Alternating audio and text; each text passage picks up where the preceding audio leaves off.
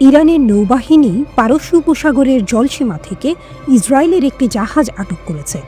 এর প্রথম ছবি ইরানের জাতীয় টেলিভিশনে সম্প্রচারিত হয়েছে। প্রকাশিত ভিডিওতে ইরানের জাতীয় টেলিভিশনের একজন প্রতিবেদককে আটককৃত ইসরায়েলি জাহাজের পাশে দাঁড়িয়ে থাকতে দেখা গেছে। এর আগে ইরানের ইসলামী বিপ্লবী গার্ড বাহিনীর নৌ commander admiral Ali Reza Tangsiri ইরানি গণমাধ্যমকে বলেছিলেন, বিশ্বের যে কোনো স্থানে আমাদের জাহাজ বা নৌযান আটক করা হলে আমরা প্রতিশোধ হিসেবে তাদের জাহাজ আটক করব, এবং এটি এরই মধ্যে ঘটেছে। তবে এ বিষয়ে ইসরায়েলের তরফ থেকে এখনও কোনো মন্তব্য বা বক্তব্য পাওয়া যায়নি। সিরিয়াকে দুর্বল রাখতে ইসরায়েলের তদবির। ইসরায়েল চাইছে সিরিয়া যেন সবসময় দুর্বল ও ভঙ্গুর অবস্থায় থাকে। এজন্য দেশটি মার্কিন যুক্তরাষ্ট্রের কাছে সক্রিয়ভাবে তদবির করছে। রাশিয়ার উপস্থিতি ইসরায়েলের জন্য সুবিধাজনক। ইসরায়েল এমন একটি কৌশল নিয়েছে যাতে রাশিয়া সিরিয়ায় নিজেদের সামরিক ঘাঁটি চালিয়ে যেতে পারে। এই সিদ্ধান্তের পেছনে ইসরায়েলের মূল লক্ষ্য হল সিরিয়ায় তুরস্কের প্রভাব ঠেকানো। কারণ তুরস্ককে হুমকি মনে করে ইসরায়েল। লেবাননের সংবাদ মাধ্যম আল মায়াদিন জানিয়েছে, ইসরায়েল মনে করে সিরিয়ায় রাশিয়ার উপস্থিতি তুরস্কের সম্প্রসারণবাদী নীতির বিরুদ্ধে একটি প্রতিরোধ।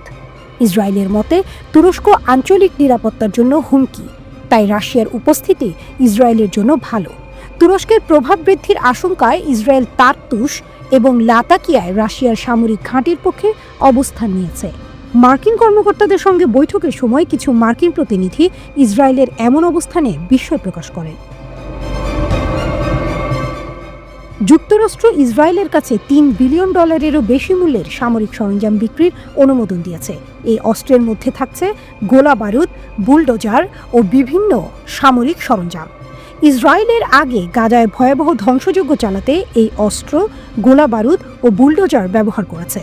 বার্তা সংস্থা এএফপি জানিয়েছে, মার্কিন পররাষ্ট্রমন্ত্রী মার্কো রুবিও শুক্রবার এই অস্ত্র বিক্রির অনুমোদন দেন। $2.04 বিলিয়ন বোমার খোল ও ওয়ারহেড, $675.7 মিলিয়ন অন্যান্য বোমার খোল ও নির্দেশনা কিট, $295 মিলিয়ন বুলডোজার ও সামরিক সরঞ্জাম সরবরাহ করা হবে। 2023 সালে যুক্তরাষ্ট্র ইসরায়েলে 2000 পাউন্ড ওজনের শক্তিশালী বোমার চালান পাঠানো বন্ধ করে, কিন্তু ডোনাল্ড ট্রাম্প ক্ষমতায় ফিরে এসে সেই সিদ্ধান্ত বাতিল করেন। এখন নতুন বিক্রির তালিকায় সেই একই ওজনের বোমাও আছে। এই সিদ্ধান্ত বিশ্বজুড়ে বিতর্কের জন্ম দিয়েছে। চীন ইরান ও রাশিয়া থেকে তেল আমদানি বাড়ানোর পরিকল্পনা নিয়েছে। নতুন টার্মিনাল ও জাহাজ চালু হওয়ায় মার্চ থেকে চীন তাদের তেল আমদানি বৃদ্ধি করবে বলে জানা গেছে। মার্কিন প্রেসিডেন্ট ডোনাল্ড ট্রাম্পের চাপ সত্ত্বেও চীন এই সিদ্ধান্ত নিয়েছে বলে ওয়েল প্রাইস ওয়েবসাইট জানিয়েছে। ওয়েল প্রাইসের তথ্য অনুযায়ী ইরান ও রাশিয়া থেকে চীনের তেল আমদানি দিন দিন বাড়ছে। এই খবর চীনের সরকারি বার্তা সংস্থা সিনহুয়া জানিয়েছে। কিছু বিশ্লেষক ও ব্যবসায়ী সিনহুয়াকে বলেছেন, চীন তেল ট্যাঙ্কারগুলোতে পরিবর্তন এনেছে যাতে সেগুলো নিষেধাজ্ঞার আওতায় না আসে। এর ফলে চীন রাশিয়া ও ইরানের সঙ্গে তেল বাণিজ্য আরও বাড়াতে পারবে। 2025 সালের মার্চে চীন এই দুই দেশ থেকে বেশি পরিমাণে অপরিশোধিত তেল আমদানি করবে। এ আমদানি 2025 সালের ফেব্রুয়ারিতে 2 বছরের মধ্যে সর্বনিম্ন ছিল। নিষেধাজ্ঞার বাইরে থাকা চীনা তেল ট্যাঙ্কারগুলো ইতোমধ্যেই কার্যক্রম শুরু করেছে, বলছে বিভিন্ন সূত্র। চীন একটি নতুন জ্বালানির উৎসের সন্ধান পেয়েছে, যা দিয়ে তারা 60,000 বছর পর্যন্ত চলতে পারবে। বেইজিংয়ের ভূবিজ্ঞানীরা এমন দাবি করেছেন। এই খবরটি দিয়েছে অনলাইন ডেইলি মেইল। তারা জানিয়েছে, ইনার মঙ্গোলিয়ার বায়ানওবো খনিজ কমপ্লেক্সে পাওয়া গেছে প্রচুর পরিমাণ থোরিয়াম। এটি এত বেশি পরিমাণে পাওয়া গেছে যে এটি চীনের প্রতিটি বাড়ির চিরদিনের চাহিদা মেটাতে সক্ষম। থোরিয়াম হলো একটি তেজস্ক্রিয় পদার্থ যা হালকা মাত্রার এবং এটি পারমাণবিক বিদ্যুৎ কেন্দ্র তৈরিতে ব্যবহৃত হতে পারে। এই বিদ্যুৎ কেন্দ্রটি হবে মল্টেন সল্ট রিঅ্যাক্টর, যা থেকে আসবে অসীম পরিমাণ বিদ্যুৎ। বিজ্ঞানীরা বলছেন, যদি ওই খনি থেকে পুরো থোরিয়াম উত্তোলন করা যায় তাহলে তার পরিমাণ হবে 10 লাখ টন। দ্য সাউথ চায়না পোস্ট প্রকাশিত একটি রিপোর্টে এই তথ্য এসেছে।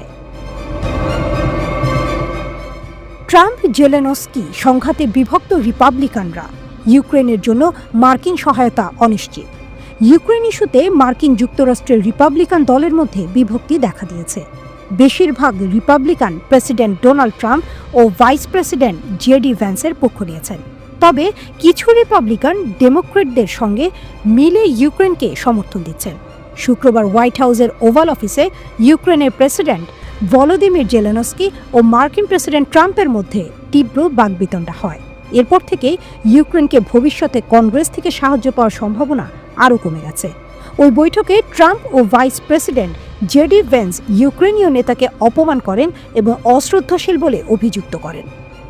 রিপাবলিকান সিনেটর লিন্ডসে গ্রাহাম জেলেনস্কিকে সতর্ক করে বলেছেন, জেলেনস্কি যদি নিজের ভাষা সুর না বদলান তবে তাকে পদত্যাগ করতে হবে। ট্রাম্প জেলেনস্কি বাকবিতণ্ডায় উৎফুল্ল রাশিয়া।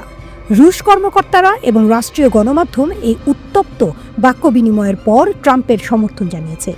জেলেনস্কি হঠাৎ করে বৈঠক ছেড়ে চলে যান এবং তার সফর সংক্ষিপ্ত করেন। রাশিয়ার পররাষ্ট্র মন্ত্রণালয়ের মুখপাত্র মারিয়া বলেছেন, ট্রাম্প সংযম দেখিয়েছেন কারণ তিনি কথোপকথনের সময় জেলেনস্কিকে শারীরিকভাবে আক্রমণ করেননি। রাশিয়ার নিরাপত্তা পরিষদের উপপ্রধান ও সাবেক প্রেসিডেন্ট দিমিত্রি মেদভেদেভ জেলেনস্কিকে অভদ্র শূকর বলে আখ্যা দিয়েছেন এবং বলেছেন ওভাল অফিসে তাকে যথাযথভাবে শাসন করা হয়েছে।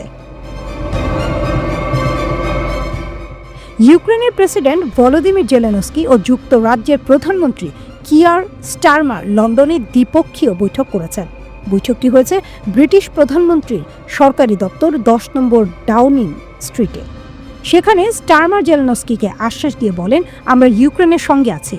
এর আগে ওয়াশিংটনে মার্কিন প্রেসিডেন্ট ডোনাল্ড ট্রাম্প ও ভাইস প্রেসিডেন্ট জেডি ভ্যান্সের সঙ্গে বৈঠকে জেলেনস্কির উত্তপ্ত বাক্য বিনিময় হয়। এই বৈঠকের পরই যুক্তরাজ্যে সফরে যান ইউক্রেনের প্রেসিডেন্ট জেলেনস্কি। তুরস্কের সঙ্গে দীর্ঘ 4 দশক ধরে চলা সংঘাতে জড়িত নিষিদ্ধ কুর্দিস্তান ওয়ার্কার্স পার্টি পিকেকে অস্ত্রবিরতির ঘোষণা দিয়েছেন। তাদের নেতা আবদুল্লাহ ওজালানের আহ্বানে পার্টিকে বিলুপ্ত করার সিদ্ধান্ত নেওয়া হয়েছে। শনিবার পিকেকে এক বিবৃতিতে এই তথ্য জানায়, যেটি বিবিসি প্রকাশ করেছে। বিবৃতিতে পিকেকে তুরস্ক সরকারের প্রতি তাদের নেতা ওজালানকে মুক্তি দেওয়ার আবেদন জানিয়েছে, যাতে তিনি নিরস্ত্রীকরণ প্রক্রিয়া পরিচালনা করতে পারে। ওজালান 1999 সাল থেকে তুরস্কের কারাগারে বন্দী আছেন। তারা সপ্তাহব্যাপী আহ্বানের পর পিকেকে এই অস্ত্রবিরতির ঘোষণা করেছে।